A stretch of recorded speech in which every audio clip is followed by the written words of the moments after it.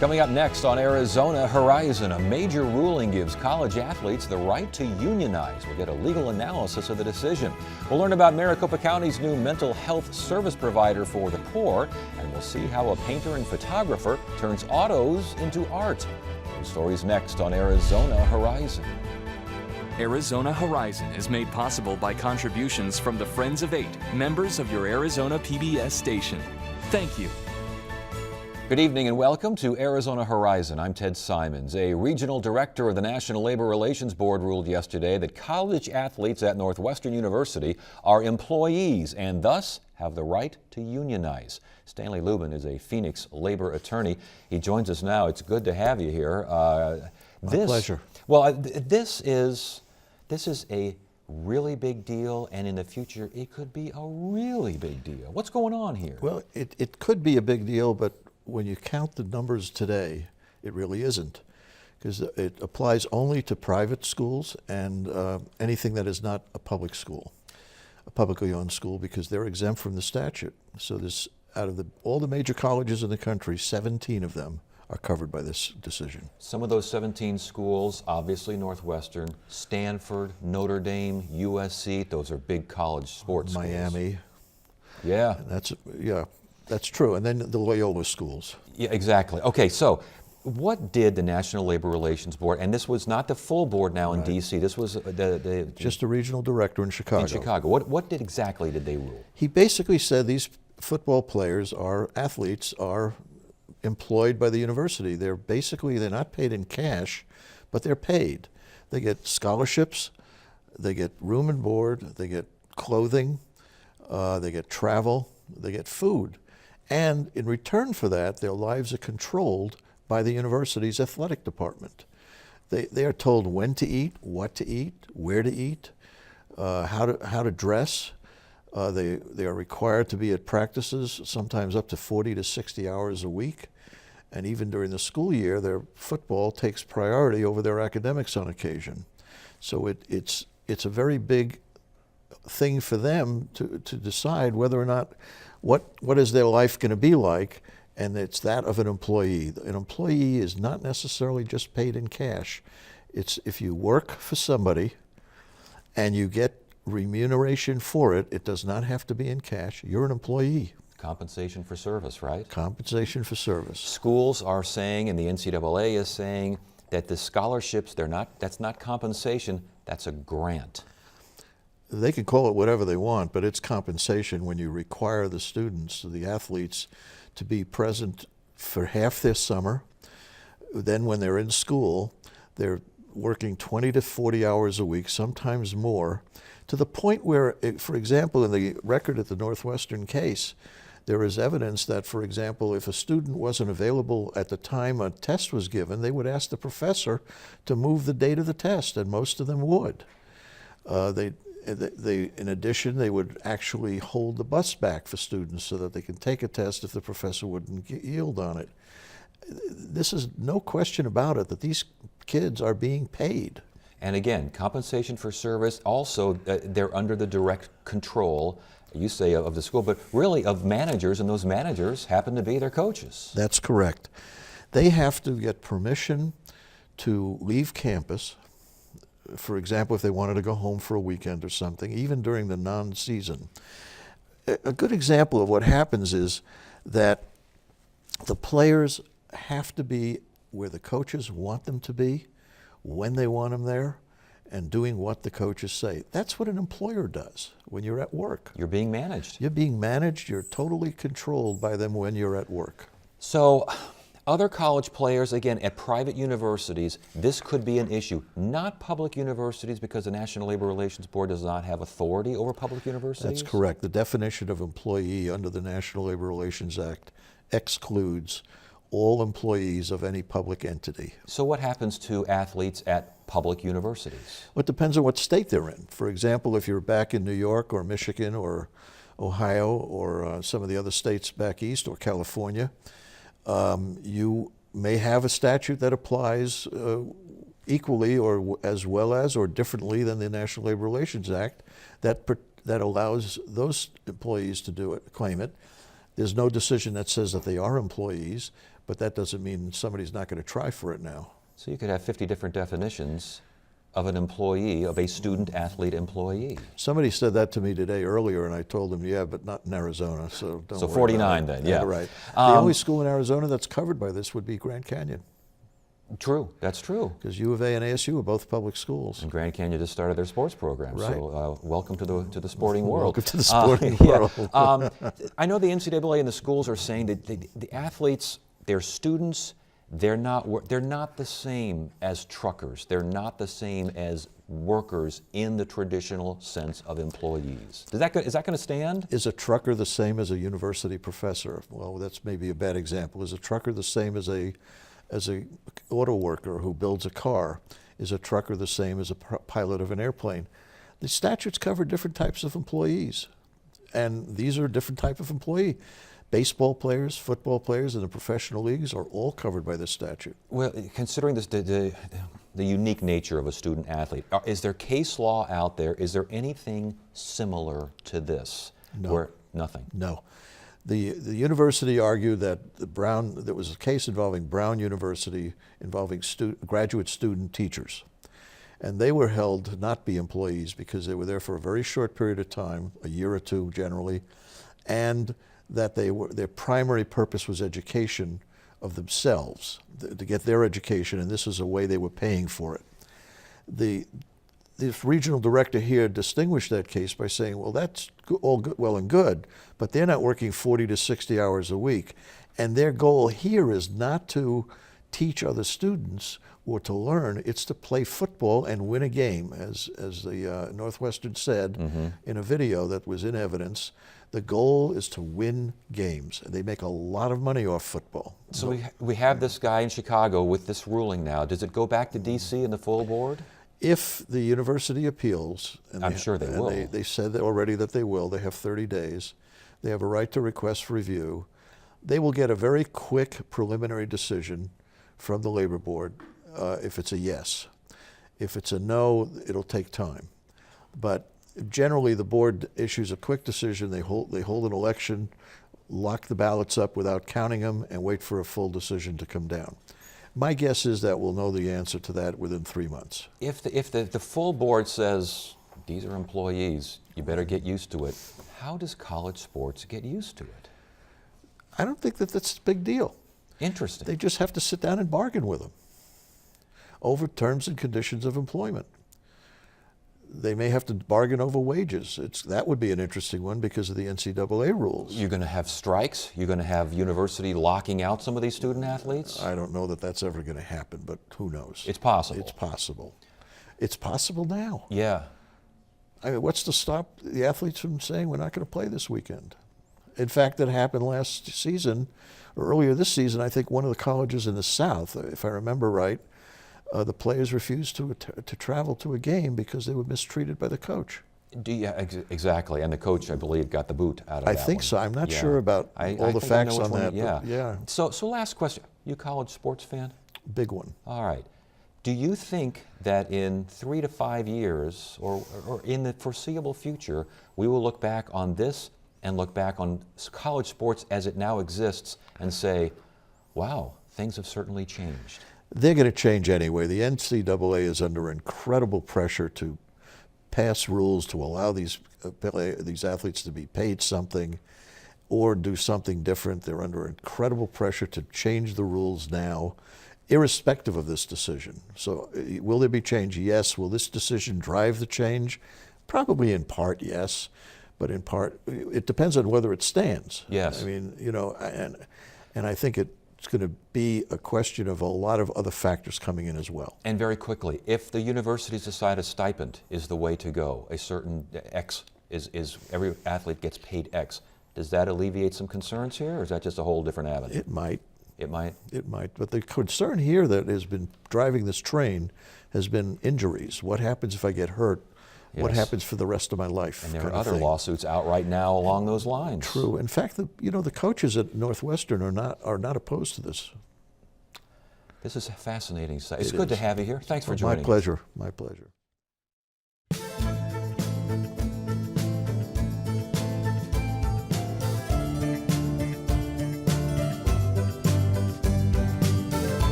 Get the inside scoop on what's happening at Arizona PBS. Become an 8 Insider. You'll receive weekly updates on the most anticipated upcoming programs and events. Get the 8 Insider delivered to your email inbox. Visit azpbs.org to sign up today. Behavioral health care for the poor in Maricopa County is set for an April 1st transition to a new provider, Mercy Maricopa Integrated Care. Mercy Maricopa replaces Magellan, which had managed mental health and substance abuse treatment in the county for the past 6 years. The switch comes at a time when coverage for the mentally ill will be enhanced by the settlement of Arnold v. Sarn, a decades-old lawsuit. Here to talk about all this is Charles Chick Arnold, the attorney who represented the mentally ill in that lawsuit, Eddie Broadway, CEO of Mercy Maricopa Integrated Care, and Corey Nelson, Deputy Director for Behavioral Health for the Arizona Department of Health Services. Good to have you all here. Thank you so much for joining us. Chick, I want to start with you. You've certainly been on the program before. We've talked about Arnold v. Sarn. I want to get to that in a little bit in a second. But from a grand overview, come April 1st, what changes? Well, there's a lot that changes, Ted, but primarily it's a reason for optimism. A number of factors have come together to allow this optimism these days in our community. The Affordable Care Act, the passage, the governor's restoration of the Medicaid program, parity in insurance to provide for equal coverage for mental health issues. All of that has helped result in the transition to a new regional behavioral health authority in Maricopa County. That's Mercy Maricopa as compared to Magellan Healthcare. Mercy Maricopa is local. Mercy Maricopa has embraced the notion of integrated care, which means providing for a person's what are considered primary care needs in addition to their mental health needs, and it's a not-for-profit company, all of which I think helps the people in our community. The integrated care seems to be a major focus here. What exactly does that mean? Well, here in this model, integrated care means several things. For the most part, there's several different models. One starts out with, number one, the member decides on what services they want, but they can choose basically to select to have all their care delivered in one place or into separate places. But integrated care itself is basically where you bring both behavioral health care and the physical health care together. And was that different than what Magellan was doing? You know, Magellan had the starts of it. They were doing some co-located care and really trying to move the system forward. But this takes it a whole nother leap, a whole nother step that nobody really in the country has embraced the way that Arizona has embraced. And we're really looking forward to continuing to lead the nation in these developments to improve the lives of our members. For those members, and there's probably a lot of concern, a lot of worry right now. Things are changing out there. What do they need to know about these changes? You know, the key thing that they need to know is that they're still going to be able to go to their same providers. They're still going to get the same basic care that they were going to get in the behavioral health world, but they're going to get their medical care overseen by that same entity that's overseeing their behavioral health care. So at the end of the day, we're going to be able to look at them even more as a whole person, and that's what everybody wants to be, is treated as a whole person. And it sounds like collaboration is the key here. Integration, collaboration, that kind of work together, don't It's they? absolutely critical, Ted. As we've discussed on this show before, people with serious mental illness in Arizona generally have a 32-year shorter lifespan than those without such an illness. Often, the cause of death isn't a mental illness. It's physical issues that are unattended, largely as a result of a mental disorder. The notion of integrated care gets right to the heart of that issue and provides consumers with an opportunity to get their primary care needs addressed at the same time as their mental health needs. Was it, again, moving a battleship kind of a change in terms of getting all of this collaboration, all these folks under one tent, if you will? Talk about the dynamics there. Well, I think there's many systems at play, and it is almost like moving a battleship, but we have to start in small pieces. So the first piece is basically getting everyone to the table and talking and sharing information. So the health information exchange is going to be the first step, which is really key to the underpinnings of this. So you have your physical health doctors and providers talking to your behavioral health and sharing the information. And then their bigger systems development, which will start moving along on the models, such as the fully integrated clinics, and then the member chooses to maybe go to a PCP or a psychiatrist as their primary home. Member chooses, or perhaps family members help choose. Again, is that dynamic different than what we've seen in the county in the past? I think so. Over the years, we've had a smaller selection. And when we had a bifurcated system for physical to behavioral, and they were really separated and weren't talking, The behavioral health was definitely, the behavioral health side of the shop was definitely less of an opportunity for member choice and members to move around the system like they would want to. In as far as, again, I know that Magellan has a problem with all this. They've gone to court and they said that the system was rigged or something along those lines. But are you fitting this system into something that Mercy does, as opposed to giving the Magellans, the United, someone else out there a chance to try their hand at this? Absolutely not. I mean, we went through a competitive bid process. We evaluated all the bids that were submitted, and we picked what we believe was the best bid out there to really get to the core of the matter, that what we were looking for, and that was improving people's lives through integrated whole person care with a community-based approach. Is there enough of a accountability factor here, though, when it's a nonprofit sponsored by the county? Well, yeah, there's accountability at all levels. We build in accountability through our contracts with them. The Arizona Healthcare Cost Containment System builds in their accountabilities through our contract with us. So there's accountability at many, many levels to make sure that, there's no underhanded dealings or anything like that associated with it, just like we do with a for-profit, a nonprofit, a county-based, a private-based. Okay, Arnold V. Sarm. One of the things that the settlement agreement provides for are continuing quality service reviews. So while the case has indeed been settled and resolved in its principle, there's continuing review of the system through the process provided for in the settlement agreement. There will be independent quality service reviews to assure that what the vision of the provider and the department is actually manifested. And so that is part of the deal, correct? That's part of the lawsuit and has been embraced by the providers and is part of the contractual agreement that Mercy Maricopa will have with the state. As far as Mercy Maricopa and what you are doing here, is it modeled after a program somewhere else in the country, or is everyone else in the country looking at this as a model? That's a very interesting question. I think there are parts of it going on across the nation. This is really more the trend. To the extent that in the scope of this contract, this is probably the largest undertaking and the first of its kind. Wow. All right. So are you ready for it? We're ready. Yeah. You think they're ready for it? I mean, it's public healthcare service in Arizona. We've done so many shows on this. There's so many concerns, right, left, in the middle. For those who are in the system, for members, if you will, again, how do they see optimism in this? How are they going to see something get better? Again, I think what they can see get better is that they are treated like the rest of us want to be treated, as a whole person. They're not left behind. I mean, most of us right now on our own private insurance, you know, we can go to the provider we want, whether it's behavioral health, physical health, whatever it may be. Behavioral health in the public system hasn't always been that way. So the fact that they're going to be treated as that whole person equally and treated very importantly, I think is a huge step for us. As far as experience for Mercy Maricopa, what kind of background, what kind of experience do the folks who will be involved in this in Maricopa County, what do they have in terms of a background for integrated care? Mercy Maricopa is a new company, but the sponsors that have been involved in this, including Maricopa Integrated Health Systems, Dignity Health, St. Joe's, which is a part of that, have been doing integrated care, and we come with that experience.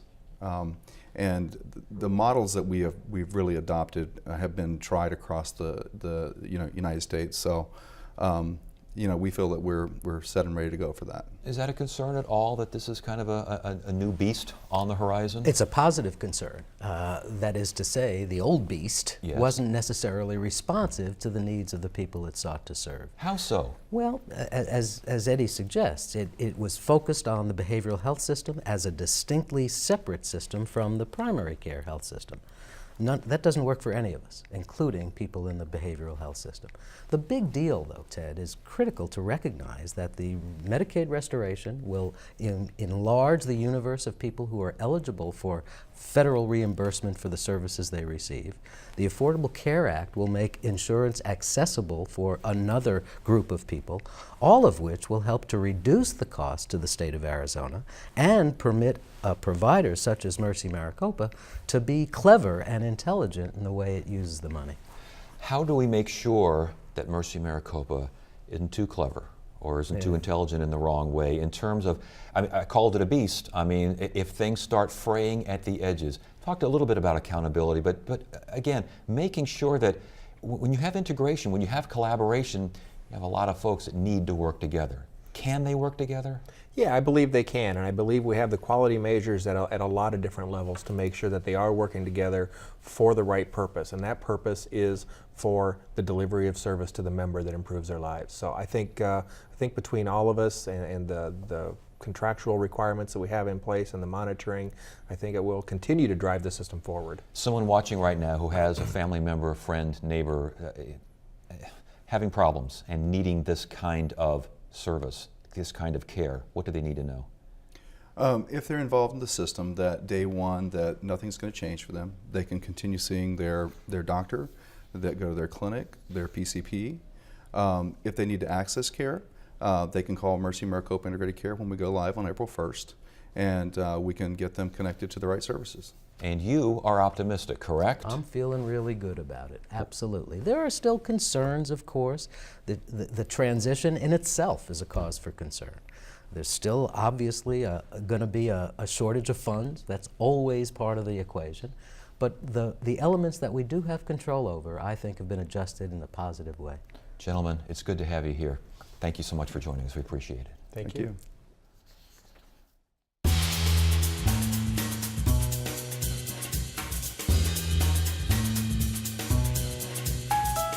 In tonight's edition of Arizona Art Beat, we look at a local artist who proves that you don't have to be a car buff to appreciate the beauty of automobiles. Producer Christina Estes and photographer Juan Magana take us to an exhibit featuring automotive artifacts. Inside the Chandler Center for the Arts, you can almost hear the rubber hit the road. Older cars especially have so many unique characteristics. And Brenda Pretty has captured them. Her collection features styles, designs, and shapes we rarely see. The mascots, the hood ornaments that they used years ago, they can't use today. They're not safe, especially for pedestrians and car accidents and such. But the hood ornaments from years ago were just beautiful. They were stunning. I mean, they could be, Pontiac uses a lot of Native American Indians, which today probably wouldn't be politically correct, but they're just beautiful hood ornaments. The script, the writing on so many of the old badges was elegant or modern. It just fit the era. Pretty took most of these photos at car shows with thousands of people milling around. I might walk around a car and take 50 or 60 photos and then walk away for a few minutes, and as the sky is changing, walk back and take another 50 or 60. This photo is titled Calling Mr. Edsel. It is a Ford Edsel, and I said calling Mr. Edsel because the steering wheel almost looks like it would be a push-button phone. But instead, it's push buttons for the automatic shifting on the car. This one's called Studebaker, of course. And we named it that because people look at this photo and they try to guess what it is, and they never guess it on the first time, or usually even on the second time. They start out with Corvette, and then they try to think what other vehicles are V8. But the script on top is the bottom of the writing for Studebaker. One wall features photos from a recent trip to Cuba. When they see somebody from America, the first thing they say is, Detroit? Do you know Detroit? She quickly discovered how much pride they have in their rides. I was taking a picture of one car, and this man came up to me, and I couldn't communicate with him very well because he didn't speak English and I didn't speak Spanish, but he took me by the arm to his car. And he had a daisy on his license plate and some flowers by the emblem or by the hood ornament. And so I spent a lot of time taking pictures of that. With little to no access to replacement parts, Cubans must really care for their cars. They do whatever they can. So you might find a 1957 Chevy with a Japanese diesel engine in it, but it's still a magnificent car. And it might have 15 layers of paint. Pretty snapped about 10,000 photos in Cuba and ended up in a few herself. People were so pleased that I would choose their automobiles to take pictures of. You know, they would open the hood, they would have me sit inside, they'd want to take pictures of me with my camera by their car, so it made them feel good as well. Pretty is also known as an automotive spy photographer. Car makers try to keep their prototypes under wraps, but Pretty has captured many images just outside the proving grounds in the middle of the desert. That's it for now. I'm Ted Simons. Thank you so much for joining us. You have a great evening.